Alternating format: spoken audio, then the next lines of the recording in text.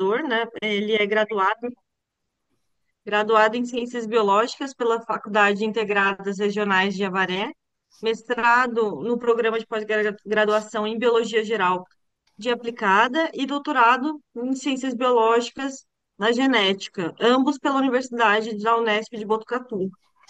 Pós-doutorado no Laboratório de Biologia Molecular Estrutural do Departamento também de Física e Biofísica no Instituto de Clodomiro Picado, na Costa Rica, e atua em estudos de toxinas presentes no veneno de serpentes utilizando técnicas bioquímicas, biofísicas e bioinformática. Possui experiência no isolamento, caracterização bioquímica, biofísica e estrutural de proteínas. E a sua palestra hoje vai ser uma continuação, né, de um tema que é uma parceria entre esses dois laboratórios, da Unesp Botucatu com o laboratório da UFMG, falando sobre análise estrutural de componentes de peçonhas ofíticas. Então, Guilherme, muito obrigada por ter aceito esse convite. E agora você tem aí 40, 50 minutinhos para falar, e depois a gente tira dúvidas com você. Oi, Elisa, obrigado. Obrigado a todo mundo aí que está participando do evento. Obrigado à comissão organizadora por me chamar para falar um pouco do meu trabalho. Deixa eu pôr aqui para funcionar. Como é que eu faço para compartilhar? Vou tirar essa tela, porque tá com duas telas.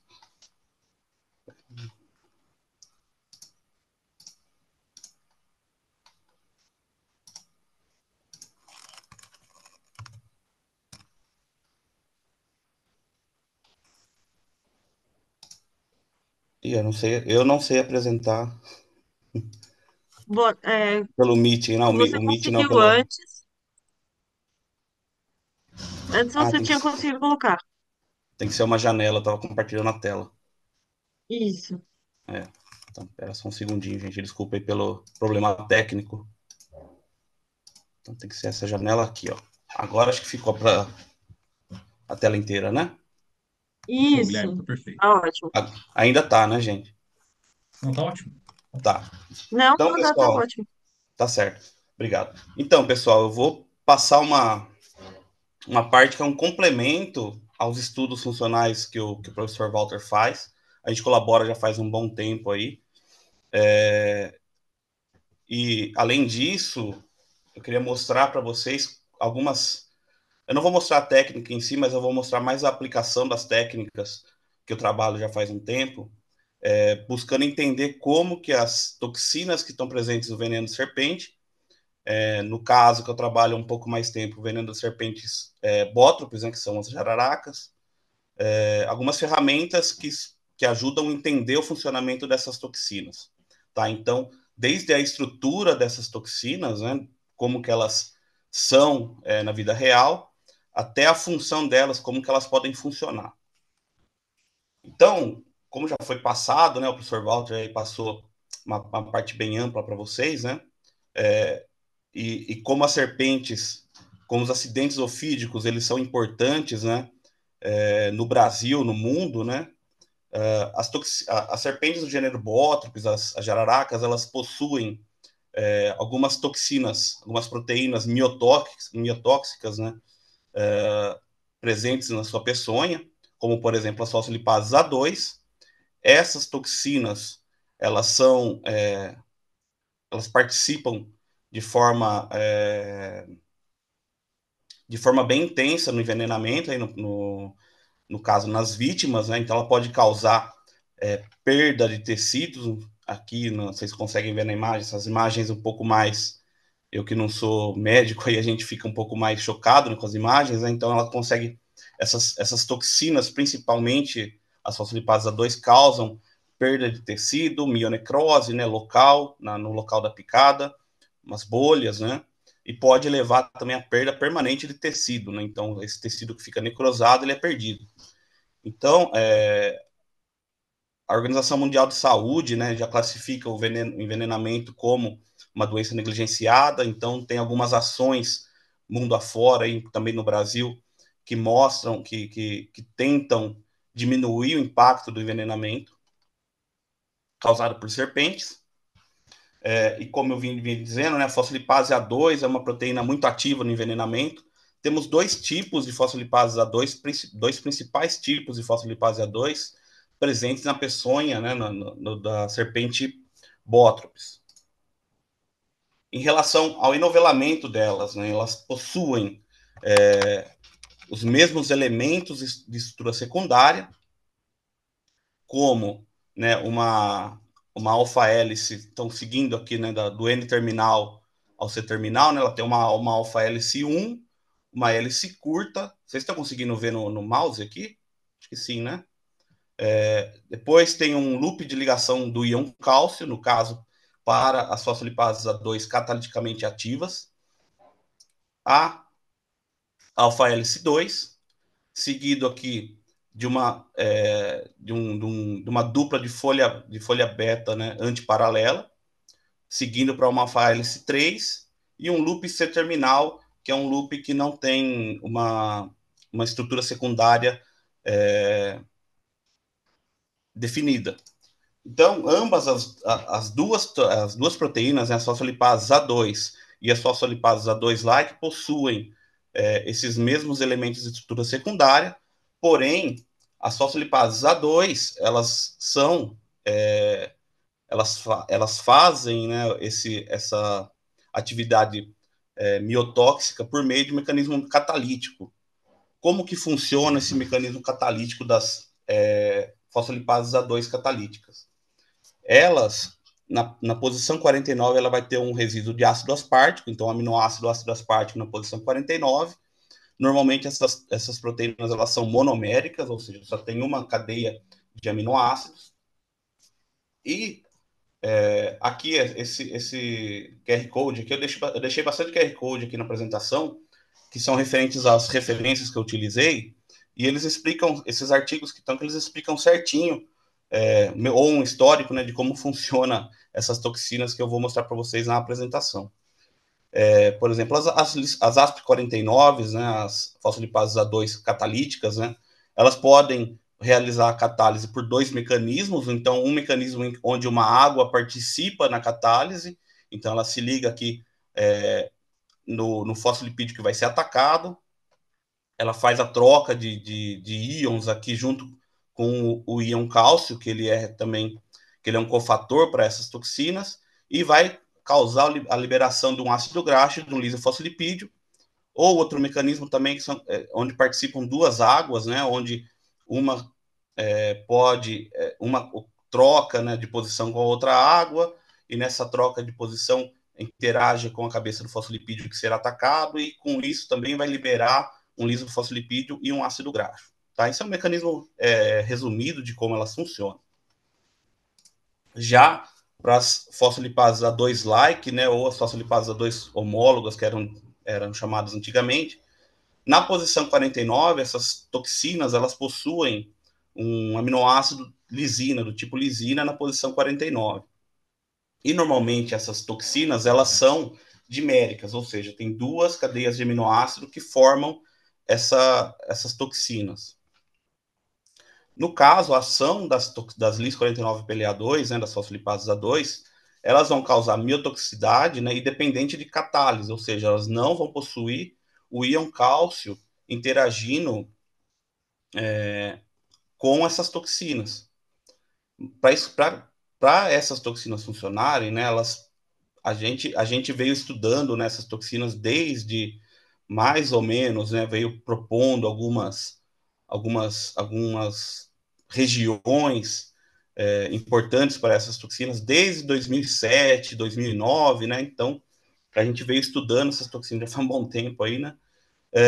Onde, né, veio mostrar alguns sítios até chegar na proposta atual, em que dois sítios vão ser responsáveis pela ação biotóxica dessas proteínas. Sendo esses sítios, o sítio de ligação à membrana, então, em inglês a gente chama de Membrane Docking Site, ou MDOS, né, aí reduzida a sigla, e essa região vai ser composta por alguns resíduos carregados positivamente, como lisina e arginina. Outra região da toxina é um sítio de ruptura da membrana, ou Membrane Disrupted Site, em UMDs, né? onde esse sítio vai ser composto por alguns aminoácidos hidrofóbicos. Então, aqui tem mais ou menos os artigos da linha do tempo, né, de quando a gente veio propondo o grupo de trabalho aqui que eu estou inserido, né, já faz um tempo, desde quando veio propondo essas regiões responsáveis pelo mecanismo miotóxico, como que a gente chegou, né, como que foi sugerido, né, esse sítio miotóxico que estão presentes nas fosfolipases A2 catalíticas. Então, alguma combinação de muitas técnicas, né, então, como cristalografia de proteínas, como espalhamento de raio-x a baixo ângulo, alguns ensaios biológicos, né, como estudo miográfico, ou estudos de creatina quinase, ou com células, né, e alguns outros estudos bioquímicos e bioinformática, veio trazendo, né, a ideia de como funcionaria o mecanismo miotóxico. Então, a gente tem aqui o cientista, utilizando as ferramentas de biologia estrutural, junto com outras técnicas, bioquímicas ou biofísicas. Então, conseguiu chegar, né, o pessoal conseguiu chegar no mecanismo miotóxico das fosfolipases A2 não catalíticas, das LIS49. Esse mecanismo aqui eu vou explicar um pouquinho mais detalhado agora para vocês, mas esse mecanismo vai ser desde a ativação da toxina, né, então a toxina dimérica, até a interação com a membrana, que vai levar à morte da célula. Então, como que funciona a ativação da fosfolipase A2-like?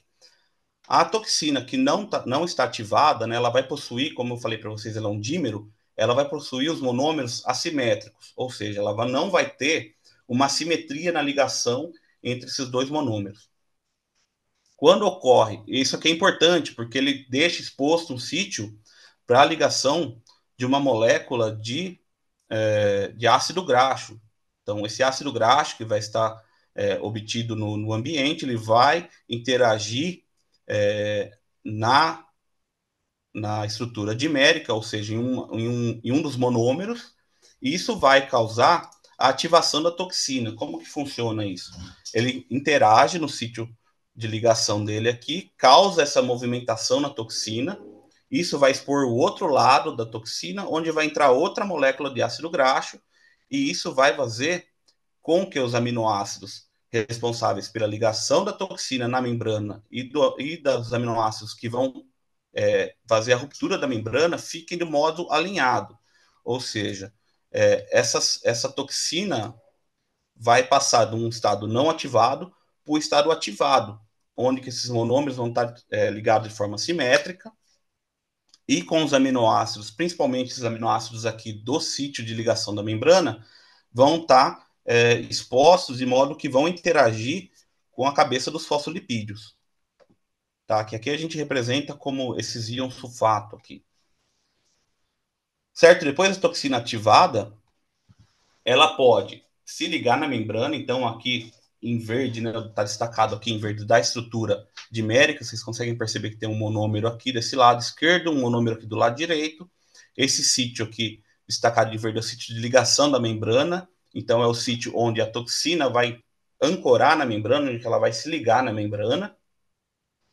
E esse movimento que a toxina consegue fazer, então alguns estudos já de bioinformática, né, que a gente veio estudando faz um tempo, vem mostrando que essa toxina, né, esse dímero, consegue fazer essa movimentação. Então tem algumas simulações da dinâmica molecular, né, de como que a toxina se movimenta, né, conseguiu chegar nesse movimento. Então esse movimento entre os monômeros é um movimento possível, um movimento que existe, e essa movimentação leva ao encontro do sítio de ruptura da membrana aos fosfolipídios aqui que serão atacados por principalmente por essa porção hidrofóbica da proteína. Então, tendo já esse mecanismo miotóxico, a gente busca, né, o nosso grupo de pesquisa, em conjunto com outros grupos de pesquisa, também da UFMG, né, a gente busca algumas moléculas que vão inibir a atividade miotóxica dessas proteínas, das LIS49 e PLA2, da like, né, da fosfolipase A2-like ou fosfolipase A2 homóloga. Algumas moléculas, né, então, que podem ser encontradas em plantas, né, ditas medicinais, como ácido rosmarínico, ácido cafeico, ácido chicórico, né, entre outras aí, ácido isolóquico. Essas moléculas, né, encontradas em plantas medicinais, podem ser isoladas em plantas medicinais ou moléculas sintéticas, como o BPB, a suramina e o varispladib, até íons, né, podem possuir essa atividade inibitória dessas toxinas. Então, um dos últimos artigos aí que eu escrevi, em conjunto com alguns colaboradores, foi um review de como esses inibidores podem atuar inibindo as toxinas fosfolipases A2-like. Tá? Então, aí também está o link de acesso para vocês. Esses inibidores, por diferentes técnicas biofísicas, né, de interação, né, como calorimetria de titulação isotérmica, né, que a gente chama de TC, o MST, que é a termoforese em microescala, e a ressonância plasmônica de superfície, né, o SPR, mostraram que essas moléculas aqui, então a suramina, o ácido gálico, o ácido clorogênico, né, entre outros aí, eles interagem com essas toxinas do tipo fosfolipase A2-like, então como miotoxina 1, miotoxina 2, botropistoxina 1, BNSP7, né, entre outros. Todas essas são proteínas fosfolipases A2 isoladas de diferentes serpentes, tá? Então, diferentes espécies de bótropes aí, de serpentes bótropes. Então, vimos, né, por diferentes estudos que essas moléculas interagem com a toxina, com as toxinas, né, e com alta afinidade, então com o coeficiente de dissociação aqui bem alto, né, um valor bem alto, meio micromolar, é uma afinidade extremamente alta de um composto pelo outro, né, uma afinidade de um composto por outro. Tá? Então, tendo já esses resultados, também já vimos onde que eles interagem na estrutura tridimensional dessa proteína. Então, temos duas regiões principais de interação dos inibidores nas fosfolipases A2 não catalíticas, nas fosfolipases A2-like. O primeiro sítio, né, o destacado aqui é a região do canal hidrofóbico, então que é chamado próximo aqui da histidina 48 e da lisina 49. Então aqui destacados em azul, né, azul claro. E também a gente viu esses inibidores interagindo nos aminoácidos da região de docagem, na região de ligação na membrana, então aqui no M-DOS, né, lisina 16, lisina 20, a lisina 115 e na arginina 118. E também, né, alguns inibidores interagem com os aminoácidos do MDIS, como aqui na leucina 121 e na fenilalanina 125. Então, aqui na região do canal hidrofóbico, né, então a gente tem os íons de zinco interagem nessa região, ácido caftárico, clorogênico, a suramina. A suramina é um caso um pouco à parte, que ela interage tanto aqui nessa região, quanto na região da superfície da toxina. Depois a gente vai ver com um pouco de mais calma. No outro slide tem essa interação. E também aqui o BPB, que ele liga de forma direta aqui na histidina 48. Tem uma ligação forte aqui com a histidina. E o varispladib também, que é um alvo de estudo aí bem interessante, que a gente vem estudando recentemente, também interage aqui na região do canal hidrofóbico. Vocês vão entender por que o canal hidrofóbico é tão importante assim. Bom, já viram, né? Que ele é a região onde que vai interagir o ácido graxo para ativar a toxina. Também aqui na região do M-DOS, então destacado aqui em verde, na ligação da estrutura da proteína na membrana, a gente viu que o ácido cafeico e a suramina, né, como eu falei para vocês, que ela interage na superfície, ela pode interagir no M-DOS em conjunto com o MDIS, e outros, né, interagem diretamente na região do MDIS, né, do sítio de ruptura da membrana. Então, aqui no ácido rosmarínico, ácido chicórico, ácido aristolóquico e também o varispladib. O varispladib também está presente em algumas estruturas nessa região. Com essas informações, a gente conseguiu dividir esses inibidores em três principais classes, né? Então, como que eles podem inibir as toxinas, né? Então as fosfolipases A2 não catalíticas, em três classes principais. A primeira classe nós descrevemos como a interação desses inibidores na região do canal hidrofóbico. Então, aqui a gente anja como que e isso vai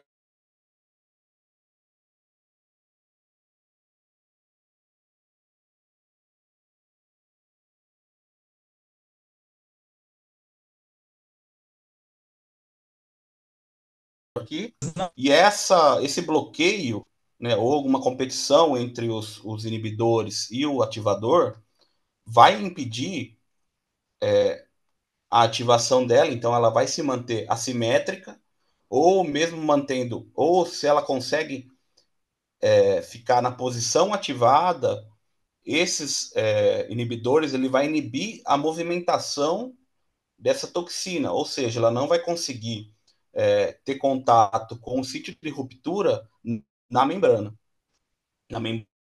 alvo da célula muscular. Outra classe de inibidor, classe 2,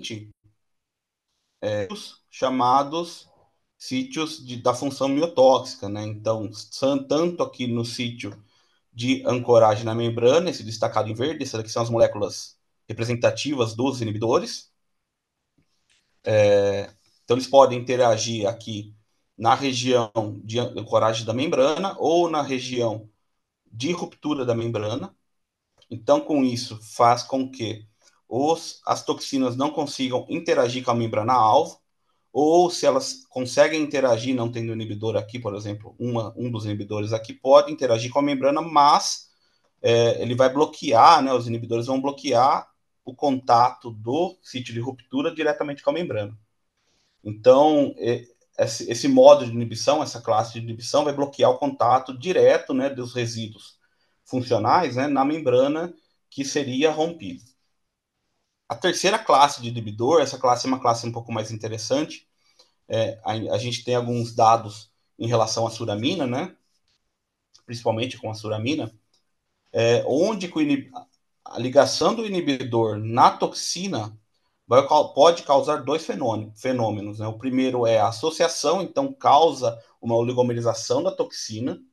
Então, aqui no caso, o inibidor se interagiu com a toxina e com isso causou uma oligomerização dela, ou pode causar uma dissociação da toxina. Então, o dímero ele vai ser dissociado, vai ficar um monômero só, e essa associação ou essa dissociação, essa alteração no estado oligomérico, né, dessas fosfolipases A2, vai, de alguma forma, ou ocultar os sítios de ruptura e de interação com a membrana, ou vai desorganizar esses sítios de modo que a toxina não funcione mais. Então, essas três classes de inibidor, baseado aí nos estudos funcionais, estudos estruturais ou algumas outras técnicas bioquímicas e biofísicas, levaram a gente a conseguir separar esses inibidores em três classes principais, que também podem auxiliar aí melhor, podem trazer algumas informações estruturais do modo de interação entre proteína e inibidor. Aqui a gente tem um caso falso positivo, aí, entre aspas, é um caso que a gente publicou já faz um tempinho, que foi bem interessante, eu julgo ser bem interessante, né? Que a gente testou dois candidatos, duas moléculas candidatas a inibidores. Tá? Então, utilizando aqui a miotoxina 2, ou MJTX2, né, que ela é isolada da peçonha da serpente Botrop smugine, eu fiz o teste, né, de cristalização, né, então eu fiz a cristalização da proteína e obtive a estrutura cristalográfica dela, da toxina da MJTX2, né, da miotoxina 2, com o ácido acetil salicílico, então a aspirina aqui, né, e uma outra estrutura da MJTX2 com o varespladímio. Então aqui eu tenho as duas estruturas da mesma toxina com dois inibidores diferentes, duas moléculas candidatas a inibidor diferente.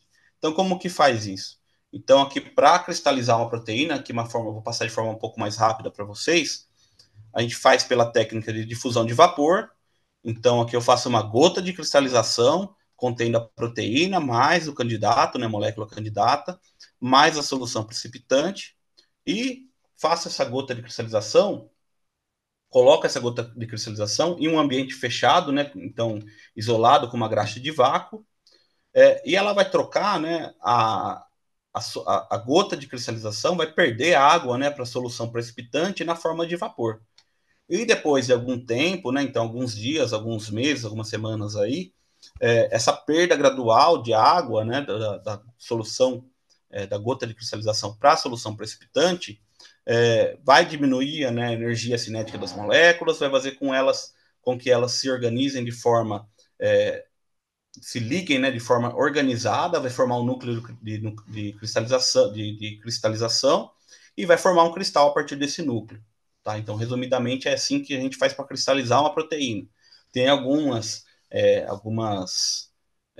dificuldades aí em relação à concentração da molécula, né, da proteína que a gente quer estudar, solubilidade, essas coisas todas que a gente tem que levar em consideração quando vai cristalizar uma proteína. Então, aqui a gente teve, né, na época que eu fiz aqui a MJTX2, o complexo, né, miotoxina 2 com aspirina. Então, a gente viu aqui a aspirina ligada, as moléculas de aspirina ligadas aqui na região do canal hidrofóbico, então aqui interagindo com a lisina 49 e a histidina 48, e também, né, outra estrutura da MJTX2 com o varespladib. Então, esse outro inibidor também interagindo na mesma região, com aminoácidos semelhantes. Então, aqui é a aspirina. A gente viu que tinha algumas interações. Esse aqui é o cristal do complexo do MJTX2 com a aspirina. Essa aqui é a estrutura já refinada, já finalizada desse complexo. Então, aqui a gente viu que a aspirina, né? Então, aqui são as duas moléculas em preto, aqui nessas linhas pretas, os círculos amarelos e vermelhos aqui é a aspirina.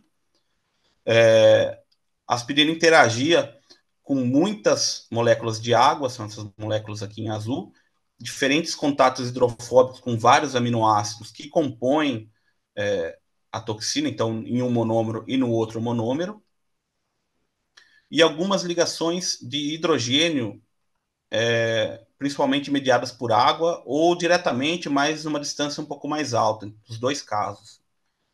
Ou mediada por água, ou, nesse caso, essa outra aspirina aqui nem interação direta, né? Não tinha ligação de hidrogênio. Já para o varespladib, essa aqui é uma outra forma de representação, mas representa a mesma coisa.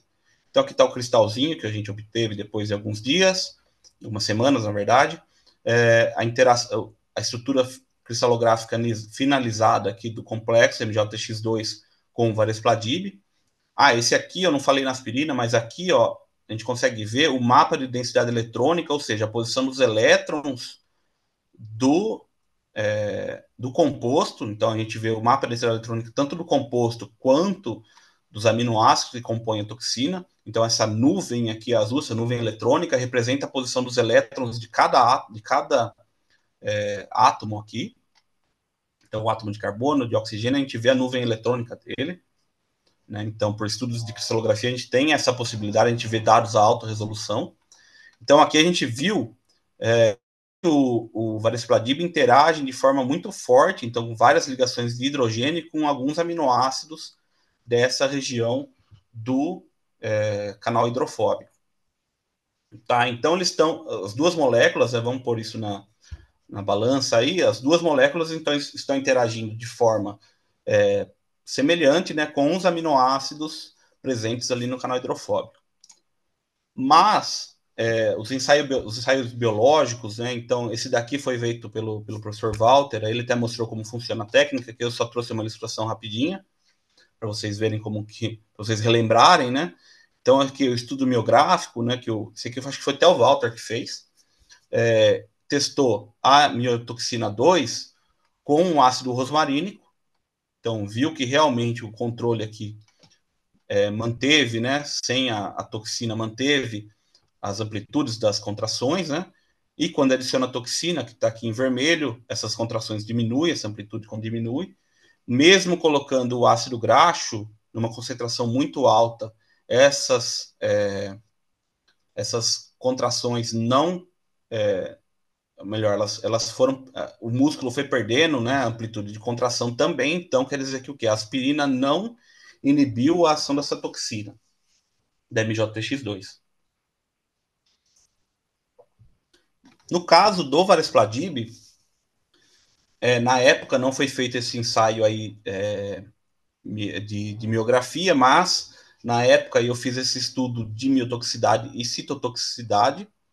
Então, na miotoxicidade, né, que injeta a toxina diretamente no músculo do animal, a gente viu que a mistura, né, miotoxina 2 com o Varispladib inibiu cerca de 50% aproximadamente da miotoxicidade da proteína no músculo. E quando eu fiz alguns estudos citotóxicos, né, viu que essa mistura, né, miotoxina 2 com o Varispladib, o Varispladib inibiu cerca de 75% da citotoxicidade causada por essa toxina. Então, o Varispladib inibe a toxina e a aspirina não inibiu a toxina. Por diferentes técnicas, mas a gente conseguiu ver isso. Aí, a gente pensou que a gente tem o complexo obtido por cristalografia, né, por estudos cristalográficos do miotoxina 2 mais a aspirina. A gente viu que se a gente colocar esse complexo em uma caixa d'água, né, fazer uma simulação da dinâmica da proteína, né, de como que ela estaria em solução, a gente viu que pela dinâmica molecular, a gente viu que depois de 100 nanosegundos, aí a gente fez essa simulação por 100 nanosegundos, a gente viu que a aspirina, ela não se mantinha ligada, não se mantinha interagindo com a miotoxina 2 nesse sítio de ligação. Então, aqui a partir de, sei lá, 5 nanosegundos, essa ligação já se perdia e as moléculas de aspirina, elas se movimentavam pela caixa d'água aí que a gente faz, elas se movimentavam e já perdia toda essa interação que tinha, né, que a gente via por cristalografia, a gente via que não era mantida ao longo de uma dinâmica molecular. No caso da do Varispladib, a gente conseguiu ver que realmente já a ligação do Varispladib com a toxina é muito forte e essa ligação ela não se perde ao longo, né, do tempo de dinâmica molecular. Então a gente viu aqui que o Varispladib ele se mantém ligado, então aqui a gente pode ver, deixa eu voltar aqui, ó, a amplitude aqui, né, o RMSD, né, o desvio dessa molécula ao longo do tempo, que ele manteve alto, né, em torno de 1,4 nanômetros, isso é bem alto, quando comparado com o Varispladib, que aqui né, a amplitude máxima é meio, mas ele não passa de 0,3 nanômetros de distância, né, então de ligação, em comparação com o inicial. Tá? Então a gente consegue concluir, né, com esses ensaios aí todos que a gente faz de estudos cristalográficos e outras técnicas bioquímicas, biofísicas, né, que, por exemplo, a cristalografia, né, que é o que trabalha um pouco mais tempo, vai ser uma técnica muito boa para a gente poder estudar, né, no caso, as toxinas, né, então, de como elas vão, como a gente vai observar detalhes, né, por meio de estruturas cristalográficas, como a toxina vai ser composta, né, então, como que ela vai interagir com outras moléculas, ou como ela vai interagir com ela mesma, né, ou como que ela pode interagir com outros compostos, outras toxinas. E se a gente usar uma combinação de diferentes técnicas, né, bioquímicas, biofísicas e a cristalografia, até agora, hoje em dia a gente está usando bastante bioinformática, né, algumas técnicas como simulação da dinâmica molecular, a gente consegue filtrar, a gente consegue buscar algumas moléculas que podem se mostrar eficientes, né, para complementar a soroterapia, que no momento, né, o tratamento mais recomendado, o tratamento mais eficaz para tratamento de empeçonhamento, né, de envenenamento aí de acidentes ofídicos. Porém, né, a gente sabe que, eu não lembro se o Walter passou ou não, mas a soroterapia para efeitos sistemáticos, né, no sistema, ela é bem mais eficiente do que para efeitos locais. Então, para uma lesão muscular local, a soroterapia, às vezes, ela não é tão eficiente quanto para efeitos sistemáticos do sistema. Então, e também essas toxinas, elas agem muito rápido, né? Então, a gente precisa buscar uma forma alternativa para o tratamento da soroterapia, para complementar a soroterapia, para tratar vítimas, né, de acidentes ofídicos. Então, combinando ali diferentes técnicas, a gente consegue validar esses candidatos. Então, vocês viram aí que no caso da aspirina, né, e do varispladib, a gente viu que por cristalografia a gente viu um resultado que se mostrou na época, né, a gente se mostrou um pouco mais confiante, porém, né, fazendo outras técnicas, fazendo uso de outras técnicas, tanto bioquímicas quanto biofísicas, a gente viu que essas moléculas aí podem interagir de forma não específica com as toxinas, então a gente tem que complementar, a gente tem que fazer uma volta toda para poder complementar esses estudos de cristalografia, tá? Então, para poder validar as moléculas que a gente quer testar como candidatas a inibidor, e aí, encontrando, né, algumas moléculas importantes, aí, algumas moléculas que vão inibir a ação tóxica dessas proteínas, essas fosfolipases A2-like, né,